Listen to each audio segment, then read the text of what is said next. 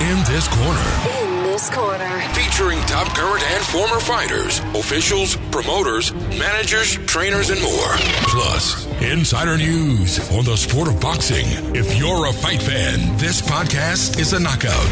Now, In This Corner, your host, Mike Nickman. Hey, it's round 22 of In This Corner. My special guest, we got him back again, direct from Ireland, Mr. Ingram Jones. He made such a big hit last week. We invited him back on the show to recap the weekend's fantastic boxing action. And we're going to talk about somebody that he's big on, Tyson Fury. What do I think about Tyson Fury? Well, he's big. We'll get into that a little bit later on in the show. And my partner, the Hall of Fame champ himself, Larry Holmes, on the show.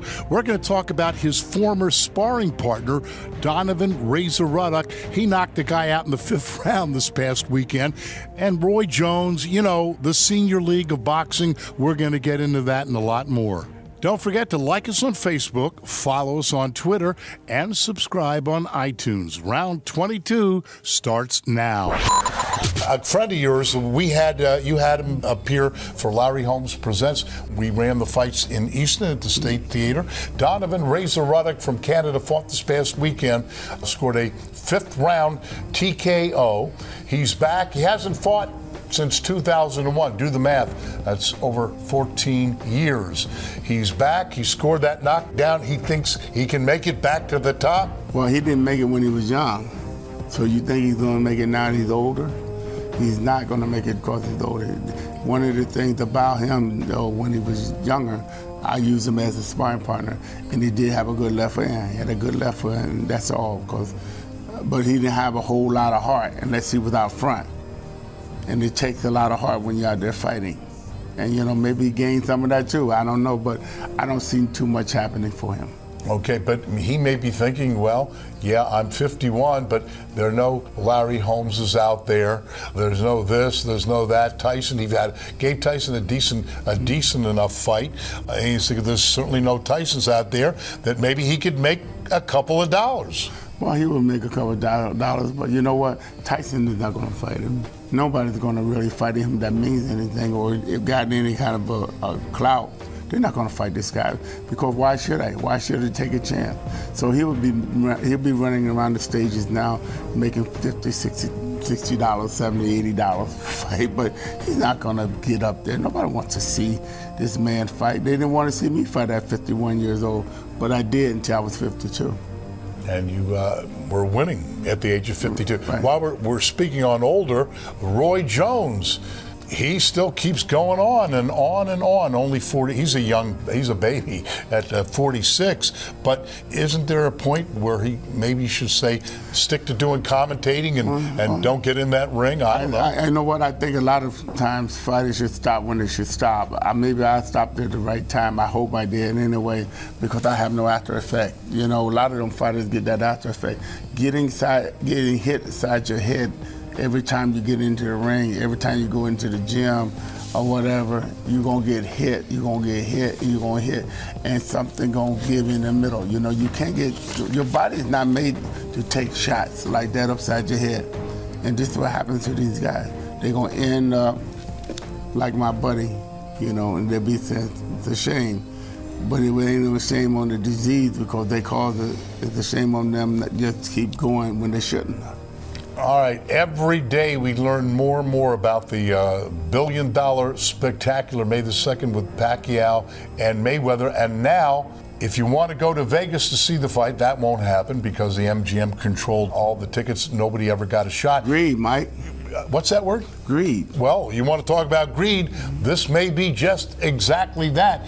They gave the tickets, they sold the tickets to their highest of the high rollers, people that had at least a minimum of $250,000. That's right, $250,000 credit line. But now, if you're going to Vegas, the only way, let me say that again, the only way you're going to see this fight other than be there is on closed circuit, and that ain't happening unless it's a connection with the MGM. With the MGM Grand, which owns the MGM Grand. They own the Bellagio, the Luxor, the Monte Carlo, 13 properties. It has to be one of their properties, or you're not seeing closed circuit in Vegas.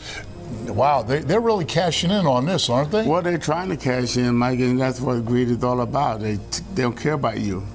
They care about them on their own self. They don't care about you. If somebody come up and tell you they love you, yeah, they love you. Love to stick a knife in your back so they can just keep on going down the road.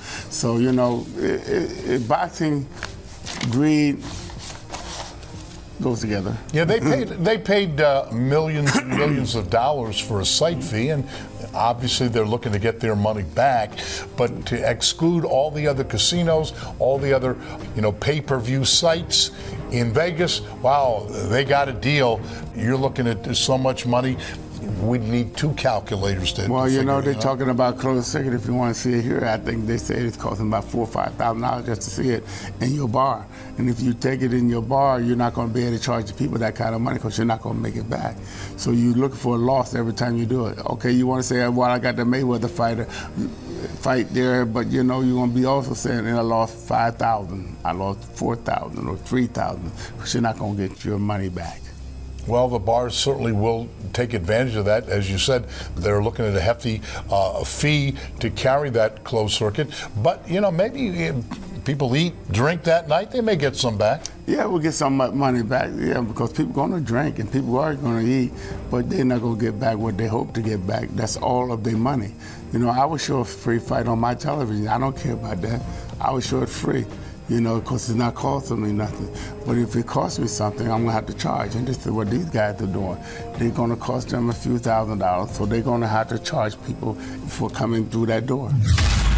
Now, Mike introduces his special guest in this corner. Back on the show, my pal from Ireland and Bailiwick Worldwide Boxing Television, Mr. Ingram Jones. And if you missed the great show with Ingram last week, check it out, round 21. Hey there, Ingram, great to have you back. Hi, Mike. Glad to be back.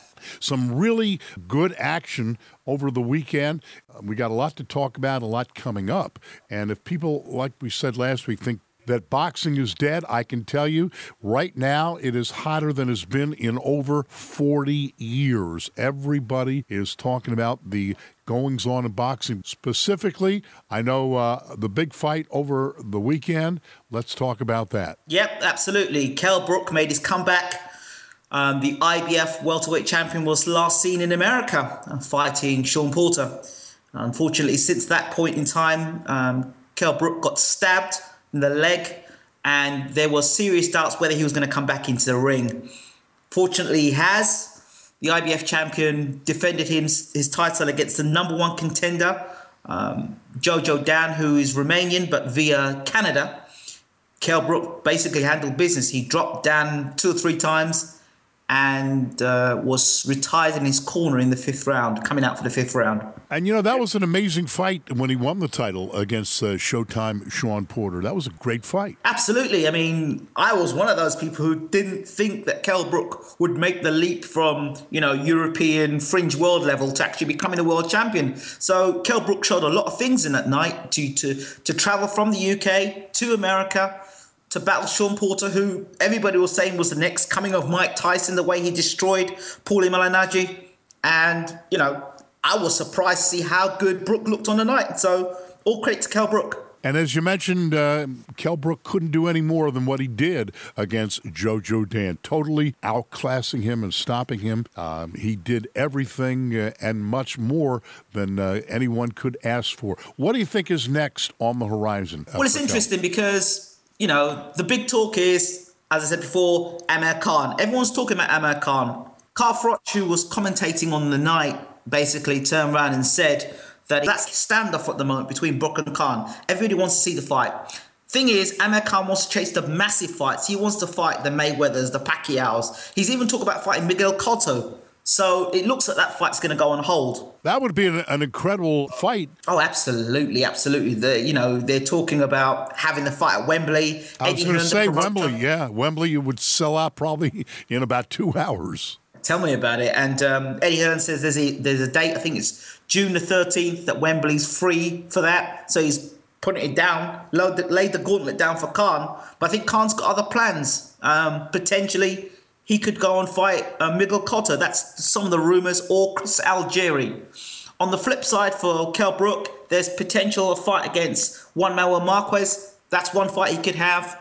Another fight that was mentioned was Brandon Rios. So those are two fights there that they're thinking about possibly having as his second title defense if the Khan fight doesn't happen. That would be a great fight. Like I said, Wembley Stadium, look out. What a matchup that certainly would be. A lot of interest, not only in your part of the world, but around the world, because you got two action-packed fighters in there. Absolutely. Let's talk about some more action that happened over the weekend. Yes, you had Frankie Gavin, who's coming off his win against Bradley Skeet. Frankie Gavin, also in the welterweight division. He put on a laboured performance against an opponent which, you know, to be honest, Frankie could have got out of there in 4 or 5 rounds, but it seemed that Gavin was trying to tick over because he's got a fight against Chris Van Heerden, I believe. The South African who's now training at Freddie Roach's gym.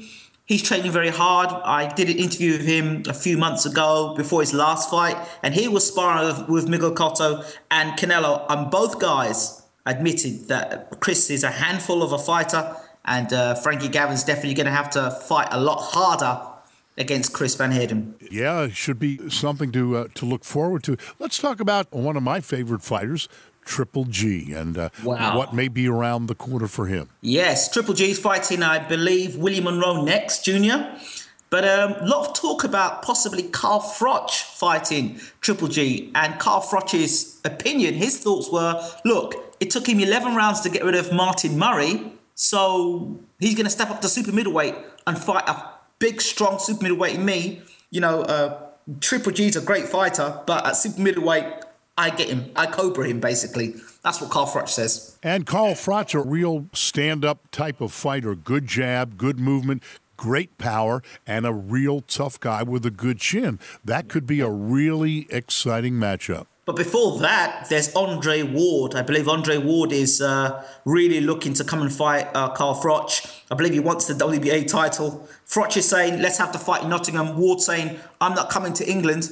I'm certainly not coming to England to fight you in Nottingham, based on the fact that the last time that somebody fought Froch and the US opponent came to the UK, it was, of course, Andre Dirrell. And we all know what happened in that fight. A lot of people feel that Dirrell won the fight and was a hometown decision for Froch in the Super 6. So Ward remembers that and thinks, you know what, maybe I don't really want to come to the UK and fight you. But if the money's right, I'm sure we'll see Ward Froch in the UK. And again, this just points out what I said at the top of the show. You got to go back to the 70s and early 80s to get matchups like we are talking about, where they're fantastic matchups. Absolutely. There's some great matchups. Even in April, there's some great matchups. And another fight over the weekend, I call it a big upset. Johnny Gonzalez. Yes. With Gary Russell. And I know Gonzalez had some problems before the fight, but a big win, a big upset win for Gary Russell. That's a very big win, because a lot of people were saying at the beginning of Russell's career, it was taking too long. He was fighting a lot of opponents that weren't very good. Then he fought Lomachenko, and Lomachenko is absolute excellent amateur, almost a freak of nature in terms of what he's achieved as an amateur. And then as a pro, you know, a handful of fights, is now world champion. And then Gary Russell Jr. had to fight him, and Russell was saying that, you know, he didn't prepare properly for the fight. But people kind of ripped Russell off and thought that was the end of his career. He's come back and beat the guy that beat Abner Maris, knocked Abner Maris out. So for Russell to come back and to beat Johnny Gonzalez in the ring as impressively as he has done, that says a lot about Gary Russell Jr. To come back and do that. Yeah, great performance. Russell was boxing superbly. His punching power was right on the money. He took whatever Gonzalez hit him with. He got caught a few left hooks, didn't seem to bother him, and the power certainly was one-sided on the part of Gary Russell Jr. Absolutely. I mean, I tell you what, wouldn't be an interesting fight. Abner Maris versus Gary Russell Jr. How about that for a fight? Get your tickets now. Wow. That would be a barn burner, as they say here in the States. What a fight that would be. Let's talk about some other matchups that we can tease everybody with, some possible matchups. Well, I'm in Ireland. How can I not talk about Andy Lee? His title defense, his first title defense against Peter Quillin. That's a great matchup right there as well. Peter Quillin, fantastic boxer, puncher. Andy Lee proved how tough he certainly is. And I think that's going to be another quote-unquote barn burner of a fight. You don't want to miss that one. Absolutely. The straight left hand of Andy Lee. He's disposed of John Jackson, and he disposed of the last guy to become world champion when a lot of people thought that he wouldn't have beat that guy. So it was really impressive. And so now he's got Peter Quillin. Can that left hand detonate on Quillin's chin, or does Quillin's boxing ability and punch power win him the fight? Intriguing matchup. Yeah, he's got to keep Andy Lee at bay with the reach advantage. He's got to stick and move, use that power, pot shot him. But, he don't want to get caught either with the power of Andy Lee, because Andy Lee knows how to cut off the ring on an opponent. He's proven that. He knows, how to punch to the body. He's proven that. So it should be a great fight. I'll tell you what makes this fight really interesting. You know that Andy Lee was with Emmanuel Stewart for so many years in the Kronk gym working with Emmanuel Stewart. And then Emmanuel Stewart passes away, who moves over to Adam Booth. Could it possibly be the time that Andy Lee has finally arrived at the world scene and he's going to be a better fighter than a lot of people give him credit for? I definitely think that Andy Lee is a lot better boxer, a lot better puncher than maybe anybody gave him credit. Against Peter, anything could happen. I probably, if I had to go with one, would go with Peter, but I wouldn't bet the ranch on it. It could be a tough night, and Andy Lee certainly has shown he has the ability and the power and stamina to pull it out. Absolutely, absolutely. You were a great guest last week, and everybody around the world certainly enjoyed your comments. We were kidding around, and one of the fighters that we talked about, Tyson Fury, and I guess somebody tweeted over the week, what the heck was Mike Mittman thinking when you asked me? And, of course, there's Tyson Fury, and I said, oh, I forgot him. Of course, I was being facetious. How do you forget somebody, 6'9 and a half, 260 pounds? No, I didn't forget Tyson Fury. But in my opinion, and again, I want to talk about that, this is a great thing about boxing. Everybody is entitled to his or her opinion. When I talk about the elite level heavyweights, the upper echelon, I know Fury is undefeated, but I'm not putting him in that category. So, we mentioned about, and I said, oh, I forgot about him. No, I really didn't forget about him, but I didn't put him in the elite category. And I'll tell you why. I'll tell you my thoughts. What are your opinions on that? I think, to be honest, what people have got stuck in their mind is that Steve Cunningham fight. That Steve Cunningham fight and him being dropped by Steve Cunningham, that is still in the mind of a lot of people. That, regardless of what Tyson Fury does now, that Steve Cunningham knockdown is a thing that's scarring in people's minds. And until Tyson gets in the ring with a guy, i.e. Klitschko and Wilder, and is able to absorb a big punch from them and beat them, those question marks will still be at the back of their mind. Because they're thinking, well, if a guy from cruiserweight has just come up to heavyweight, has just dropped a guy who's 6'9" and X amount of pounds bigger than him, then, what's going to happen if a Klitschko lands or Wilder lands? That's the big question. But I think, Tyson was very distracted that night. He didn't have Peter in his corner. I'm not making excuses. I think we have to wait and see what happens when he meets a Klitschko or Wilder, which is what he wants. All right, here are my thoughts and a lot what you're thinking. I know Steve Cunningham, a great guy, but, if we talk about punchers in the heavyweight division, you wouldn't include Steve Cunningham. He basically is an overblown cruiserweight and a very good one, a tough guy, and a good puncher. But when we talk about heavyweights, not a heavyweight puncher. Yet he was able to drop the 6'9" Tyson Fury. So my questions are on his chin. What happens when he gets hit with a good puncher with any of the top heavyweights? Wilder, a Klitschko, a Berman Stavern, and there's a few others. What happens when he gets hit by a legitimate hard punching heavyweight? Number two, and I know this sounds funny, but at 6'9", nobody should hang with him. He should have the punching power to stop anybody with one punch. But if I dissect his performance, I don't like the way he throws his punches. A lot of his punches, if you study them, are arm blows or shoulder punches. He doesn't yet put his entire weight, his entire body into those punches. A lot of them are slaps. A lot of them are just punches with his arm. As you remember, what made Mike Tyson such a ferocious puncher? Not his arms, he was able to do the twist. He got those huge tree trunk-like legs and his hip and his waist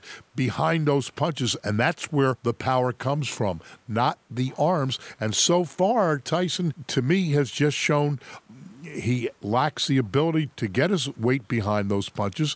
They don't have the snap, the speed on them that I would like to see for power. Can he learn that? Yes. Can he improve on that? Yes. But what I'm looking at now, there's been too many heavyweights that he's fought and they were able to take his punches, and they should not have been able to do that. Okay, that's all quite good, but then let's put it this way. When he fights a Wilder or Klitschko, how do we know he won't do that?